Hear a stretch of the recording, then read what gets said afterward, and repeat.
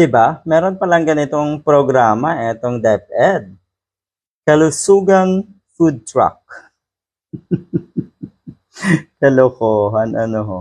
Yung tipong lahat ng programa na itong si Tambaloslos, sa DepEd man yan, or sa Office of the Vice President, ah, naglabasan lang nung budget hearing na ng 2025 proposed budget nga ng Office of the Vice President. Lahat yan ay naungkat. At dapat lang daw gawin niyang lahat ng yan, busisiin yung mga nakaraang budget kung paano ginastos para kahit paano makita yung rate of efficiency, okay, ng paggamit nga ng pondo ng taong bayan para may basihan. Hindi lang naman talaga ang pag-uusapan na yung budget or proposed budget for 2025.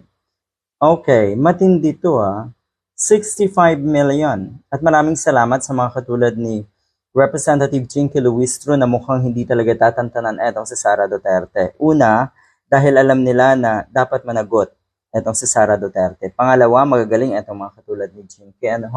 So, alam nila, handang-handa sila sa pagpasok dyan sa mga hearings na yan para nga busisiin ang budget at ang mga nakaraang budget ng DepEd at ng Office of the Vice President at kung paano nga ginastos ang mga yon.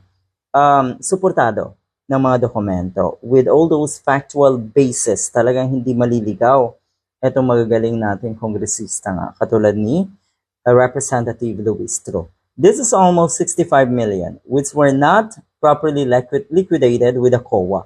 Mantakin mo, 65 million para sa Kalusugan Food Truck. Ito ata, if I'm not mistaken, ay para sa mga kabataan, para sa school feeding program. To the concern, or to the second concern, the lapses in inventory management, this is the same observation that we had in the budget of the Department of Education. How do we know, ito ata ay sa OVP, that this is not really a case of ghost delivery, ghost employee, ghost delivery? Ay posible nga, sanay na sanay talaga sa multo etong si Sara Duterte. Let us be reminded by the controversy hunting pharmaceuticals and the provision on malversation under Article 217. I think this is more prudent that we leave Kalusugan Food Truck to the management and implementation of the DSWD. Yun yung masaklap, Yun yung mahirap dito kay Tambaloslos. Ang dami niyang nakalatag na programa. Kahit yung programa ng ibang ahensya, gusto niyang gawin din. Parang naging redundant. Wala po ba kayong maisip na sarili niyong programa na makabuluhan at kapakipakinabang? So ayan, huwag niyo pong titigilan etong si Sara Duterte. Maraming salamat sa mga katulad ni Jinky Luistro, Representative Jinky Luistro.